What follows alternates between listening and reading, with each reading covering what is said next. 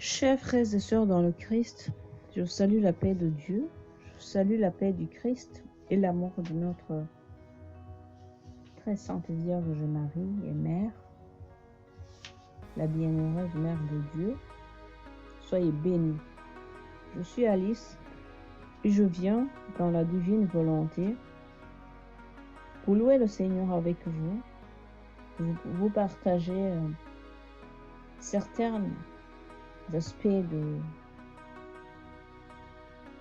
ma vie, et vous témoigner ce que le Seigneur m'a fait pour essayer de vous illuminer avec sa lumière, sa grâce, pour que vous aussi vous m'aidiez à vous unir à moi, pour lui dire merci. Au fait,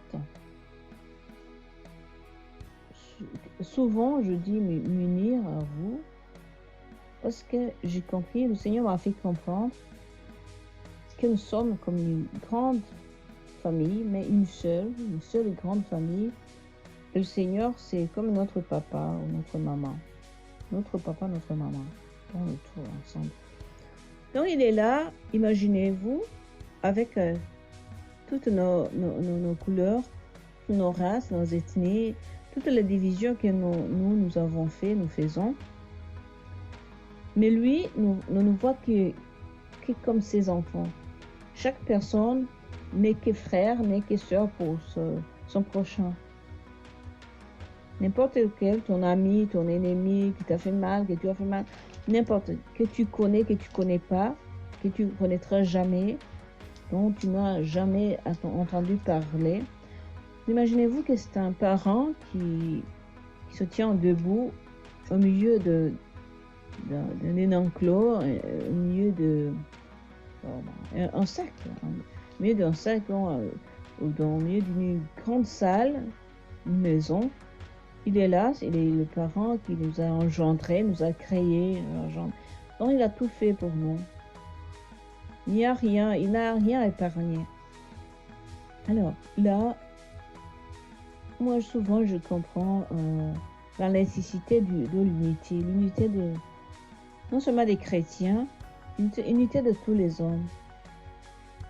Je comprends qu'on devait vraiment le sentir, être conscient de cette unité, de cette fraternité qui découle de notre Seigneur, notre Créateur, parce que lui aussi vit en unité, dans l'unité de la très sainte Trinité, Père, Fils et Esprit Saint. Alors, c'est pour ça que quelquefois, des fois, je vous demande de vous unir à moi, et moi je m'unis à vous au nom de Jésus pour lui donner tous les hommages, toutes les actions de grâce qui lui sont dues, parce que nous lui dérobons son droit, vous voyez, en ne louant pas comme il faut, en ne lui donnant pas des actions de grâce, en ne le remerciant pas comme il fallait. On devait le faire comme sans s'arrêter. Vous voyez, comme coule de l'eau, ou bien comme une roue qui tourne sans arrêt, sans s'arrêter. C'est comme ça qu'on devrait lui dire merci, lui chanter des louanges, l'adorer. Surtout, c'est comme ça. Notre reconnaissance devrait être continuelle.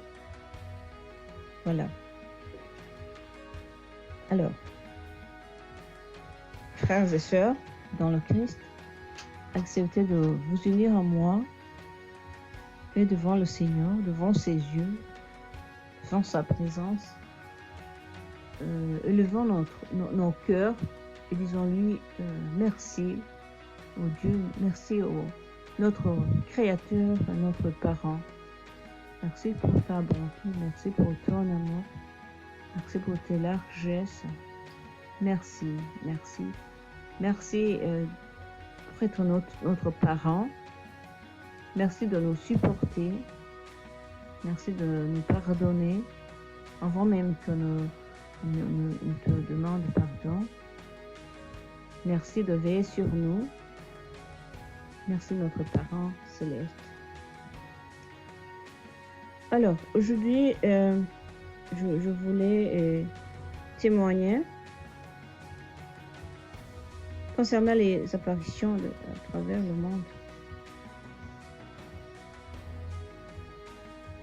Je veux lui dire merci parce que depuis le bas âge, il m'a fait comprendre l'importance, il m'a donné la soif des apparitions comme une manifestation sensible de son être, de son activité à travers le monde. Bien sûr, je ne doute pas que c'est ainsi. Avec chacune des apparitions qu'il lui donne, qu'il a toujours donné même dans l'Ancien Testament comme dans le Nouveau Testament, il ne veut que consoler ses enfants parce que nous, dans notre existence humaine, on a tendance à oublier le spirituel. C'est ce qu'on fait sans arrêt, sans cesse. Oublier le spirituel, oublier qui nous sommes, notre identité, oublier ce qu'on est venu faire sur terre, notre but, notre destin, notre destination. Voilà. Lorsqu'il voit que c'est nécessaire, il donne un coup de pouce. Il donne un coup à son mur qui nous sépare de l'au-delà. Et il se manifeste. Soit il vient lui-même, soit il envoie sa mère, très sainte Vierge Marie. Il envoie son fils Jésus-Christ. Il envoie l'Esprit Saint, les anges, Saint-Michel. Donc, il fait comme il veut parce que c'est le Seigneur. Il est le souverain. Mais lorsqu'il y a une apparition, sachez que c'est son amour, c'est un battement de son cœur pour nous toucher vraiment. Qu'il soit loué, qu'il soit adoré, car il me l'a fait comprendre depuis l'enfance. Alors même s'il est facile qu'il s'y mélange l'erreur, parce que le mal n'est pas assis, il agit aussi. Il nous a donné aussi l'esprit du discernement. Il nous a donné sa parole, qu'on devrait tout le temps essayer d'aimer, de lire, car sa parole c'est comme une torche, une lampe qui éclaire et donne la grâce de discerner le bien du mal. Voilà. Aidez-moi, chers frères et sœurs, de lui dire merci pour toutes les apparitions du ciel qu'il a osé, par son amour, il a osé donner à l'humanité si ingrate et pervertie. Qu'il soit loué, qu'il soit adoré. Depuis l'Ancien Testament au Nouveau Testament. Il a utilisé les prophètes. Il a utilisé plusieurs personnes, plusieurs événements, plusieurs manières pour atteindre le cœur de l'humanité, pour chercher ce qui l'écouterait chez les rois, les empereurs, chez les personnes simples, les pauvres. Je l'aime le Seigneur, qu'il aime tout le monde. Et de son plan d'amour, il ne voit que toute personne comme son enfant. Chacune personne est avant tout son enfant. Devant le Seigneur, ça n'a pas d'importance d'être un président, un ministre, un pauvre. Avant tout, il regarde ton cœur, ton âme. Il regarde la partie la plus semblable à lui, notre âme. Notre âme, c'est notre essence, c'est notre vraie identité. Même si nous regardons facilement l'extérieur, le physique, le corps, tout ce qui est visible, c'est tout à fait l'inverse. Le Seigneur regarde d'abord la partie qui lui est semblable, notre âme, notre essence. Voilà pourquoi pour lui, nous sommes les mêmes. Chaque personne est son enfant. en tout égal à l'autre. Voilà. Alors, qu'il soit loué parce qu'il nous appelle toujours, parce qu'il nous donne toujours ces messages venant du ciel. Il utilise ces instruments, différents instruments, de tous les genres, de toutes les couleurs, de toutes les races, de tous les pays. Qu'il soit loué, adoré. Adorons-le, louons-le, remercions-le. Amen. Au nom de Jésus. Autre chose, dans notre vie, dans notre cheminement vers le ciel, dans notre cheminement spirituel, et je ne doute pas que si cela se passe chez moi, cela se passe aussi chez vous, chez les autres. Il y a des fois où on passe dans une période de désert spirituel.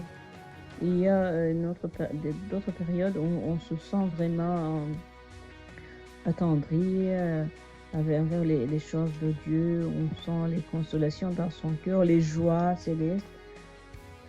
On sent la facilité de s'adresser au Seigneur, la facilité de communiquer avec les saints, les anges. On se sent vraiment, on sent les joies, on se sent béni. Donc, notre sensibilité intérieure de l'âme est touchée. C'est comme une caresse, c'est comme une caresse céleste. Il y a des fois où on le sent. Mais il y a d'autres fois aussi, je crois que peut-être c'est le désert. Pour moi, c'est comparable à un désert. Il y a des fois où on se sent insensible. On sent que rien, on n'a pas de consolation. On dirait que tout est dur. Pas de sentiments, pas d'émotions. Et là, la plupart du temps, commence un combat, car tu commences à te demander, est-ce que j'ai péché, j'ai offensé le Seigneur. Il y a un point sur lequel il n'est pas content. Ce n'est qu'après que j'ai compris que tout cela fait partie des cheminements, des phases qu'on doit traverser pour vraiment grandir spirituellement, pour finalement atteindre la taille que le Seigneur a voulu que nous atteignions dans ce cheminement spirituel. Je vous assure que ce n'est pas du tout facile, c'est terrible, car cette phase de désert est terrible. Alors, j'aimerais remercier le Seigneur, car il nous fait comprendre tout cela avec sa lumière, avec sa paix, et dans les moments de consolation. Il nous fait vraiment sentir sa présence. Il nous fait sentir qu'il est un avec nous, qu'il est si proche de nous. Et on le touche intérieurement. On sent que notre âme le touche. On peut le toucher. Mais dans les moments aussi de désert, de sécheresse spirituelle, il nous enseigne à comprendre que c'est une partie de sa passion qu'on devrait nous essayer et nous battre pour l'approcher, pour nous approcher de lui et de sa passion, de Christ souffrant pour nous. Et d'ailleurs, il n'a souffert que tout cela pour nous. Je me rappelle d'une période où j'étais encore petite. C'était lors d'une retraite par notre Pascal, si je me rappelle bien. Il y avait une sœur consacrée qui nous avait guidés, qui nous avait fait faire cette retraite. Il continuait, les gens continuaient à dire Jésus est mort pour nos péchés. La sœur aussi a continué à dire il faut le remercier car il est mort pour nous. Jésus est mort pour nos péchés. Et puis en moi s'est réveillée une question que je m'étais posée depuis l'enfance. Comme ça innocemment, je me demande toutes les personnes disent Jésus est mort pour nous, il est mort pour nous sauver. Mais la question la plus profonde au fond de moi, je voulais, ce moment-là, je voulais savoir, il est mort à notre place, comment? Qu'est-ce qu'on avait fait? Qu'est-ce qui s'était passé pour qu'il vienne mourir pour nous? Bon, alors je me suis levée au milieu de tout le monde. J'ai dit à la sœur que j'ai une question. Elle m'a donné la parole et j'ai demandé, alors, vous dites qu'il est mort pour nous, le Seigneur Jésus. Alors, s'il n'était pas mort pour nous, qu'est-ce qui se serait passé? Ou bien, pourquoi est-ce qu'il est mort pour nous? Bon, tout le monde a ricané. Je me rappelle du bruit de la salle les élèves ont fait yo. Donc, se sont exclamés. Apparemment, je venais de commettre un crime, mais c'était pas un crime. J'avais besoin de savoir, de comprendre. Malheureusement, personne ne m'a donné la réponse. Ou bien, heureusement, c'est actuellement, j'ai compris la réponse. Le Seigneur m'a donné lui-même avec ses manières, ses réponses et sa réponse. Ouais. Merci à lui. Il m'a fait comprendre qu'en créant, il a créé toute sa création. Nous avons été créés avec le péché, la désobéissance de l'ange déchu, le mal, Satan, Lucifer, avec la désobéissance de nos parents, nos premiers parents. Nous tous étant créés dans son plan, nous avons été contaminés et nous avons été affectés. Donc, il m'a fait comprendre que c'est de là où découle cette rédemption que lui-même, en son Fils, devait faire pour satisfaire tout ce que le péché et la désobéissance ont engendré, démoli. Voilà.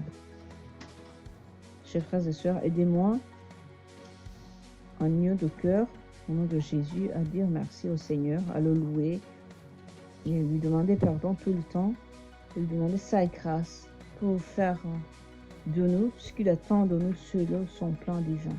Soyez bénis.